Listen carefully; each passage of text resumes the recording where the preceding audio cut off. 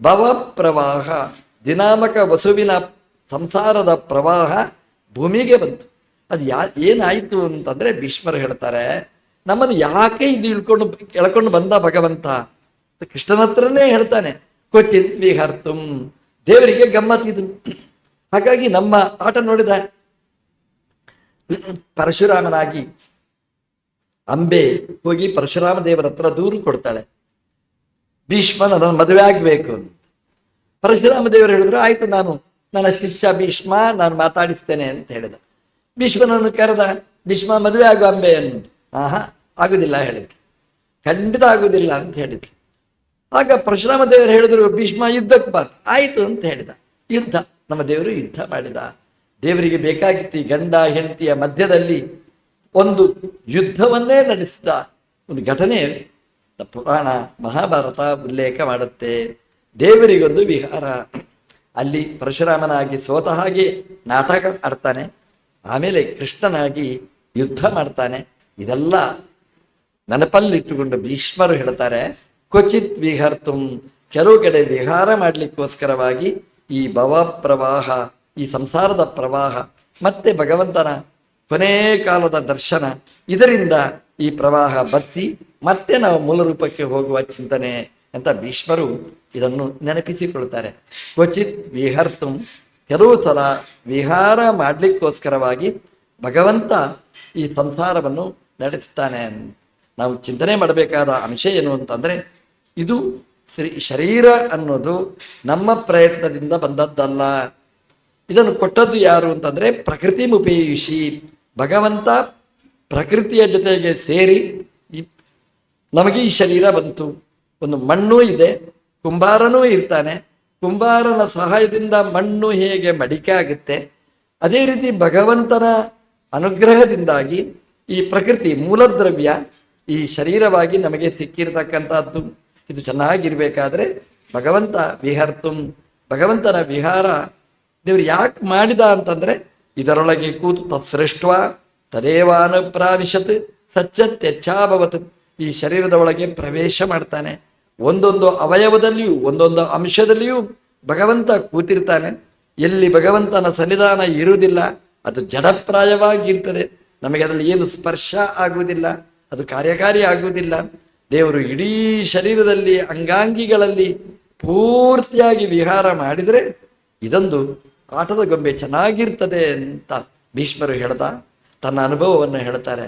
ಸ್ವಾಮಿ, ಇದರಲ್ಲಿ ರಕ್ತ ಸಂಚಾರ ಆಗ್ತಾ ಇಲ್ಲ, ನಿನ್ನ ವಿಹಾರ ಭೂಮಿ ಆಗ್ತಾ ಇಲ್ಲ, ನೀನು ಇದು ಸಂಚಾರ ಮಾಡ್ತಾ ಇಲ್ಲ ಅಂತ ಭಗವಂತನಿಗೆ ಹೇಳ್ತಾ, ದೇವರು ವಿಹಾರಕ್ಕೋಸ್ಕರ ಈ ಶರೀರವನ್ನು ಸೃಷ್ಟಿ ಮಾಡಿದ, ಈ ಸಂಸಾರವನ್ನು ಸೃಷ್ಟಿ ಮಾಡಿದ ಅಂದರೆ ದೇವರು ಪೂರ್ಣ ಹೇಗಾಗ್ತಾನೆ ಅಂತ ಪ್ರಶ್ನೆ ಬಂದರೆ ಅದಕ್ಕೆ ಭೀಷ್ಮರೇ ಉತ್ತರ ಕೊಡ್ತಾರೆ.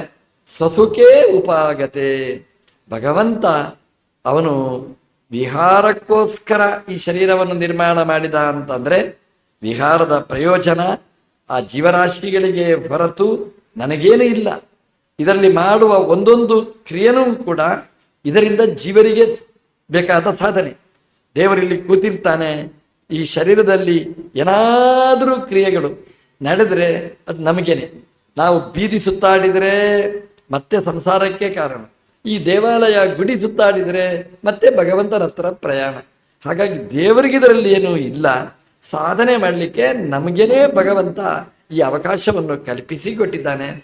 ದೇವರು ಮತ್ತೆ ಯಾಕೆ ವಿಹಾರ ಅಂದರೆ ಸ್ವಸುಖೇ ಅಂತ ಭೀಷ್ಮರು ತುಂಬ ಸುಂದರವಾಗಿ ಹೇಳ್ತಾರೆ. ದೇವರಿಗೆ ಇದರಿಂದ ಪ್ರಯೋಜನ ಇಲ್ಲ. ಈ ಶರೀರವನ್ನು ನಿರ್ಮಾಣ ಮಾಡಿದ್ದರಿಂದ ಶರೀರದ ಒಳಗಿರುವ ಜೀವನಿಗೆ ಸಾಧನೆ ಹೊರತು ಭಗವಂತನಿಗೆ ಇದರಿಂದ ಕಿಂಚಿತ್ತೂ ಕೂಡ ಆಗ್ಲಿಕ್ಕೇನೂ ಇಲ್ಲ. ಯಾಕೆ ಅಂತಂದ್ರೆ ಅದಕ್ಕೆ ಕಾರಣ ಹೇಳ್ತಾರೆ, ಸ್ವಸುಖೇ, ಭಗವಂತ ಸುಖರೂಪನಾಗಿದ್ದಾನೆ. ನಾವು ಸುಖರೂಪರು. ಯಾಕೆಂತಂದ್ರೆ ರಾತ್ರಿ ಇಡೀ ಮಲಗ್ತೇವೆ, ಖುಷಿ ಸುಖ ಆಯ್ತಾ, ಬೆಳಿಗ್ಗೆ ಹೇಳ್ತೇವೆ, ಕುಡಿತೇವೆ, ತಿಂತೇವೆ, ಮಾತಾಡ್ತೇವೆ, ತಿರುಗಾಡ್ತೇವೆ, ಸುಖ. ದೇವರ ಸುಖಕ್ಕೂ ನಮ್ಮ ಸುಖಕ್ಕೂ ವ್ಯತ್ಯಾಸ ಇದೆ. ದೇವರು ಸ್ವಸುಖ, ನಾವು ಪರಕೀಯ ಸುಖ. ನಮಗೇನು ಅಂತಂದ್ರೆ ಸುಖ ಪಡಿಬೇಕಾದ್ರೆ ಏನಾದರೂ ಒಂದು ಬೇಕು. ಏನು ಇಲ್ಲದೆ ಸುಖ ಪಡೀಲಿಕ್ಕಾಗೋಲ್ಲ. ತಿಂದ್ರೆ ಸುಖ ನಮ್ಮಿಂದ ಅಲ್ಲ, ಇನ್ನೊಂದು ವಸ್ತು ಇದ್ರೆ ನಾವು ಎಂಜಾಯ್ ಮಾಡ್ಲಿಕ್ಕೆ ಆಗ್ತದೆ. ಏನಾದರೂ ನೋಡ್ಬೇಕು, ತಿನ್ಲಿಕ್ಕೆ ಸಿಗ್ಲಿಲ್ಲ ನೋಡ್ಬೇಕು, ನೋಡ್ಲಿಕ್ಕೆ ಸಿಕ್ಕಿತು ಅಂದ್ರೆ ಮೊಬೈಲ್ ಸಿಕ್ಕಿತು ಅಂದ್ರೆ ಬೆಳಗಿನಿಂದ ರಾತ್ರಿ ತನಕ ಇದು ಸುಖ. ಅಂದ್ರೆ ಸುಖ ಪಡಬೇಕಾದ್ರೆ ಇನ್ನೊಂದು ವಸ್ತು ಏನಾದರೂ ಬೇಕು, ಇನ್ನೊಂದರಿಂದ ನಮಗೆ ಸುಖ. ಇನ್ನೊಬ್ಬರಿಗೆ ಬೈತಾ ಇರಬೇಕು, ಅವ್ರು ಹಾಗೆ ರೀ ಇವರು ಹೀಗೆ, ಇದು ಸ್ವಲ್ಪ ಖುಷಿ, ನಮ್ಮ ನಾಲಿಗೆಗೆ ಖುಷಿ, ಕಿವಿಗೆ ಖುಷಿ, ಇದು ಪರದಿಂದಾಗುವ ಸುಖ. ಆತ್ಮಾರಾಮರಲ್ಲ ನಾವು. ನಮ್ಮ ದೇವರು ಹೇಗೆ ಅಂತಂದ್ರೆ ಹೊರಗಿನ ಪ್ರಪಂಚ ಯಾವುದೂ ಬೇಡ, ಇನ್ನೊಂದರಿಂದ ಸುಖ ಅಲ್ಲ, ಸ್ವಸುಖ ಅಂದ್ರೆ ತನ್ನಿಂದಾಗಿಯೇ ತನಗೆ ಸುಖ. ಸುಖ ಇನ್ನೊಂದು ಕಡೆ ಅರಸ್ಬೇಕಾಗಿಲ್ಲ. ಅದಕ್ಕೆ ನಮ್ಮ ಅನುಭವನೇ ಕಾರಣ. ರಾತ್ರಿ ಮಲಗ್ತೇವೆ, ತಿನ್ಲಿಕ್ಕೇನಿಲ್ಲ, ಮಾತಾಡ್ಲಿಕ್ಕೇನಿಲ್ಲ, ಇನ್ನೊಬ್ಬ ಬೈಲಿಕ್ಕಿಲ್ಲ, ರಾತ್ರಿ ಮಲಗಿರ್ತೇವೆ, ಆರಾಮವಾಗಿರ್ತೇವೆ, ಏನಿದೆ? ಏನಿಲ್ಲ. ಇದು ನಮ್ಮ ಸ್ವರೂಪ ಸುಖ. ಎಷ್ಟು ಹೊತ್ತು? ಸ್ವಲ್ಪ ಎಷ್ಟು ನಿದ್ರೆ ಕೊಡ್ತಾನೆ ಅಷ್ಟು.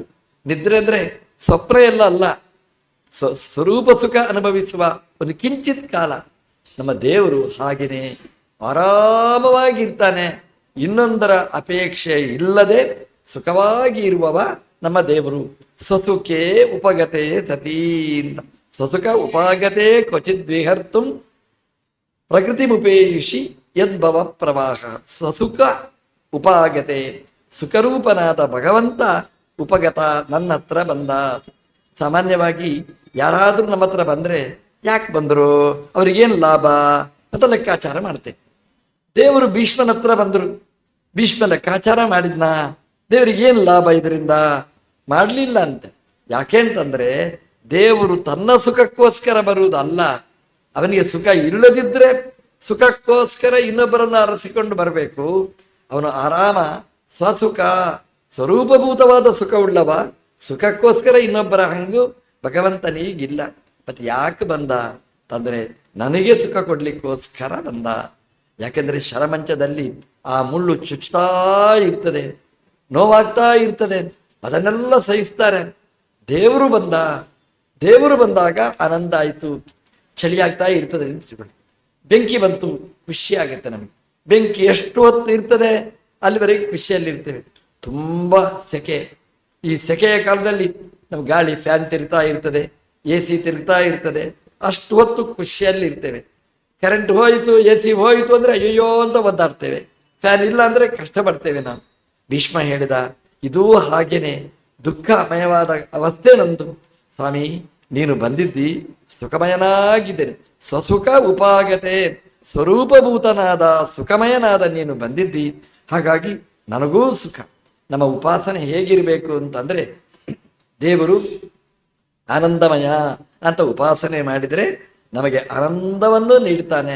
ನನ್ನಿಂದ ದೇವರಿಗೆ ಮನೆಯಲ್ಲಿ ಪೂಜೆ, ಕೆಲವರು ಹೇಳೋದುಂಟು, ರೀ ನನಗೆ ಮನೆಯಲ್ಲಿ ದೇವರಿಗೆ ದೀಪ ಹಚ್ಚಬೇಕು, ಪೂಜೆ ಮಾಡಬೇಕು, ದೇವರು ಉಪವಾಸ ಕೊಡಬೇಕಾಗುತ್ತೆ. ದೇವರಿಗೆ ಉಪವಾಸದ ದುರ್ಯೋಗ ಏನು ಇರುವುದಿಲ್ಲ. ನಾವು ನೈವೇದ್ಯ ಕೊಟ್ಟದ್ರಿಂದ ಎಂಜಾಯ್ ಮಾಡುವುದಲ್ಲ, ಅವನು ಸ್ವಸುಖ. ಹೀಗೆ ನಾವು ಉಪಾಸನೆ ಮಾಡಿದರೆ ನಮ್ಮನ್ನೂ ಆರಾಮವಾಗಿ ಭಗವಂತ ಇಡ್ತಾನೆ. ಭೀಷ್ಮರು ಭಗವಂತನನ್ನು ಸುಖಮಯ ಅಂತ ಉಪಾಸನೆ ಮಾಡಿದ್ದಾರೆ. ನಮಗೆಲ್ಲ ಸುಖ ಬರಬೇಕಾದ್ರೆ ಇನ್ನೊಬ್ರು ಕೊಡಬೇಕು. ದೇವರು ಕೊಟ್ಟರೆ ಸುಖ. ಇವತ್ತು ನಮಗೆ ಆ ವಸ್ತು ಸುಖವಾಗಿ ಕಾಣಿಸ್ತದೆ, ನಾಳೆ ಅದು ದುಃಖವಾಗಿ ನಮ್ಮ ಮುಂದೆ ಪರಿಣಾಮ ಆಗುತ್ತೆ. ಮಗು ಬೇಕು ಅಂತ ಬಯಸ್ತೇವೆ, ಭಾರೀ ಖುಷಿ ಆಯಿತು, ನಾಳೆ ಅದು ನಮಗೇ ತಿರುಗಿ ನಿಲ್ತದೆ, ನಮಗೇ ದುಃಖದಲ್ಲಿ ಪರ್ಯವಸಾನ ಆಗುತ್ತೆ. ಮಗು ಹೇಳಿದ್ದು ಕೇಳೋದಿಲ್ಲ, ಅಥವಾ ಮಗು ರೋಗಗ್ರಸ್ತ, ಮಗುವಿಗೆ ಆಗುವ ರೋಗದ ದುಃಖ ನಮಗೇ ಅದು ಬಾಧಿಸ್ತದೆ. ಹಾಗಾಗಿ ನಮಗೆ ಸುಖ ಬರುವುದು ನಮ್ಮ ಕೈಯಲ್ಲಿಲ್ಲ. ಯಾವುದು ಸುಖಕ್ಕೆ ಕಾರಣ ಅಂತ ನಾವು ಎನಿಸಿರ್ತೇವೆ ಅದು ದುಃಖಕ್ಕೂ ಕಾರಣ ಆಗ್ತದೆ. ಸುಖ ದುಃಖ ನಮ್ಮ ಕೈಯಲ್ಲಿಲ್ಲ. ದೇವರು ಎಷ್ಟು ಕೊಡ್ತಾನೆ ಅಷ್ಟು ಸುಖನೋ ದುಃಖನೋ. ದೇವರಿಗೆ ಯಾರು ಸುಖ ಕೊಡ್ತಾರೆ ಹಾಗಾದ್ರೆ? ನಾವ ಅಲ್ಲ. ಸ್ವಸುಖ, ಸ್ವ ಅಂದ್ರೆ ಸ್ವಹ ಸ್ವತಂತ್ರ ಉದ್ದಿಷ್ಟ.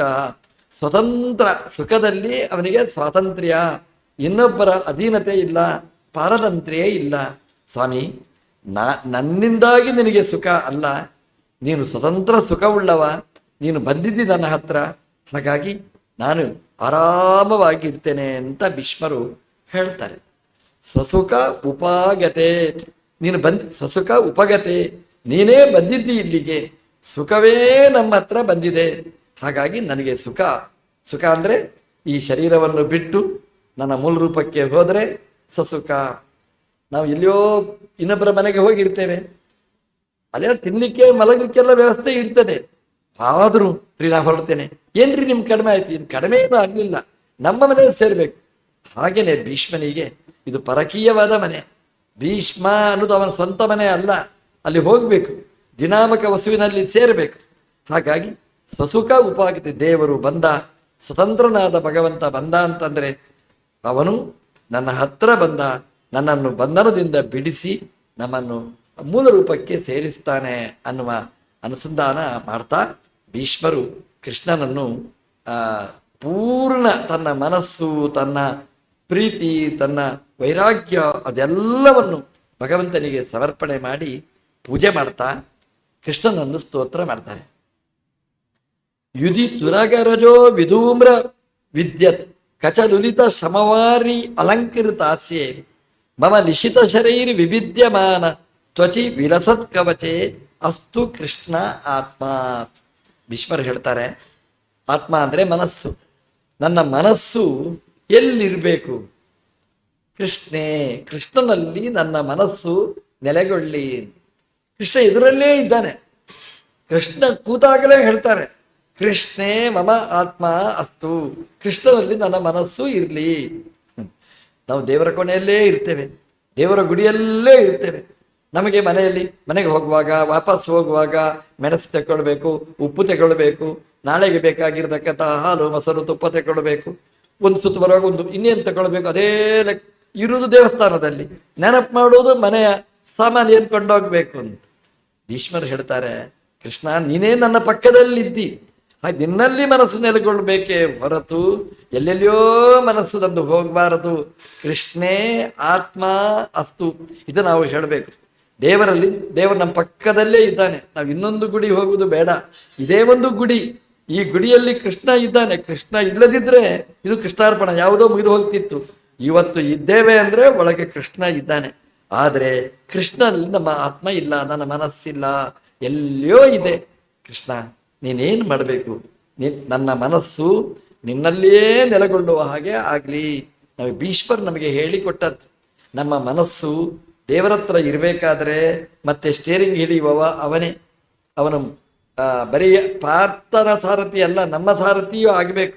ನಮ್ಮ ಮನಸ್ಸಿನ ಸ್ಟೇರಿಂಗ್ ದೇವರಿಗೆ ಕೊಡಬೇಕು. ಈಗ ನಮ್ಮ ಕೈಯಲ್ಲಿ ಸ್ಟೇರಿಂಗ್ ಇದೆ, ಎಲ್ಲೆಲ್ಲಿಯೋ ಪ್ರಯಾಣ ಮಾಡ್ತಾ ಇದ್ದೇವೆ, ಹೊಂಡ ತೋಡು ತಗ್ಗಲ್ಲಿ ಹೋಗಿ ಸೊಂಟ ಮುರ್ಕೊಳ್ತಾ ಇದ್ದೆ.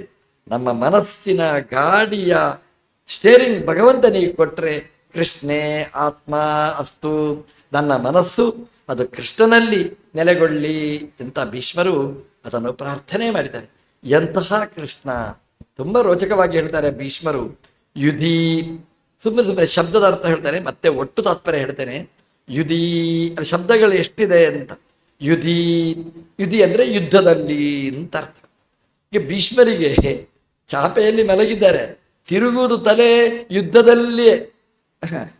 ಯುಧಿ ಅಂತ ಅದು ಹೌದು ನೋಡಿ.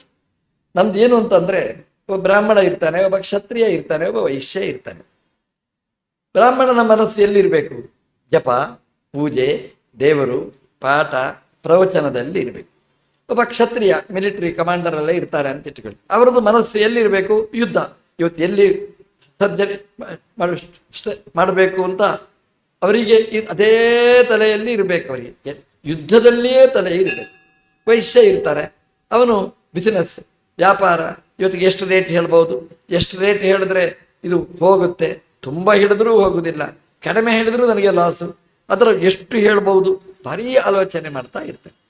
ಅವರವರಿಗೆ ಅವರವರ ಕಸಬಿನಲ್ಲಿ ಚಿಂತನೆ ಇರಬೇಕು. ನಮಗೆ ಪೂಜೆ ಮಾಡಬೇಕು, ನಾವು ಪೂಜೆ ಬಿಟ್ಟು ಬೇರೆಲ್ಲದರಲ್ಲಿಯೂ ಮನಸ್ಸು ಹೋಗುತ್ತೆ, ಪೂಜೆಯಲ್ಲಿ ಮನಸ್ಸು ಹೋಗೋದಿಲ್ಲ, ನಾವು ಶುದ್ಧ ಬ್ರಾಹ್ಮಣರಾಗೋದಿಲ್ಲ. ಹಾಗೆಯೇ ಶುದ್ಧ ಕ್ಷತ್ರಿಯ ಆಗಬೇಕಾದ್ರೆ ಬಾಹು ರಾಜನ್ಯ ಕೃತ. ರಾಜನ್ಯರು ಅಂತಂದ್ರೆ ಅವರಿಗೆ ಬಾಹು, ದೇವರ ಬಾಹುವಿನಿಂದ ಯುದ್ಧದಲ್ಲಿ ಮನಸ್ಸು ಇರಬೇಕು. ಭೀಷ್ಮ ಕ್ಷತ್ರಿಯನಾಗಿ ಬಂದಿದ್ದಾನೆ, ಶುದ್ಧ ಕ್ಷತ್ರಿಯನಾಗಿ ಮೆರೆದ. ಇವತ್ತು ಕೊನೇ ಕಾಲಕ್ಕೆ ಆ ಕ್ಷತ್ರಿಯ ರಕ್ತನೇ ಅದು ಹೊರಗೆ ಬರ್ತಾ ಇದೆ. ಭೀಷ್ಮ ಹೇಳ್ತಾನೆ, ಯುಧಿ ಯುದ್ಧ ಆ ಯುದ್ಧದಲ್ಲಿಯೇ ದೇವರನ್ನು ಕಾಣ್ತಾನೆ. ಇದು ಭೀಷ್ಮನ ಚಿಂತನೆ. ಯುದ್ಧ ನೆನಪಾತು, ಇದು ಗುಣ. ಇದು ನಮಗೆಲ್ಲ ಯುದ್ಧ ನೆನಪಾಗಬಾರದು ಅಲ್ವಾ? ಪೂಜೆ ಆಗುವಾಗ ಯುದ್ಧ ನೆನಪಾದ್ರೆ ಅದು ಕೊಡು, ಕೊಡಿಲ್ಲ ಅಂದ್ರೆ ನಿನ್ನ ಓಡಿಸ್ತೇನೆ ಮನೆಯಿಂದ, ಈ ಯುದ್ಧ ಎಲ್ಲ ಬರಬಾರದು ದೇವರ ಕೋಣೆಯಲ್ಲಿ. ಕ್ಷತ್ರಿಯನಿಗೆ ಯುದ್ಧ ಬರಬೇಕು. ಯಾರಾದರೂ ನುಣುಚಿಕೊಂಡು ಬಂದರೆ ಅವರನ್ನು ಇಲ್ಲಿಂದ ಓಡಿಸಬೇಕು. ಯಾರಿಗಾದರೂ ಅನ್ಯಾಯ ಆದರೆ ಸರಿಯಾದ ಶಿಕ್ಷೆ ಕೊಡಬೇಕು. ಯುದ್ಧದ ಕಡೆಗೆ ಗಮನ ಹರಿಸಬೇಕಾದವನ ಕರ್ತವ್ಯ ಮಾಡಿದ್ದಾನೆ ಯುಧಿ.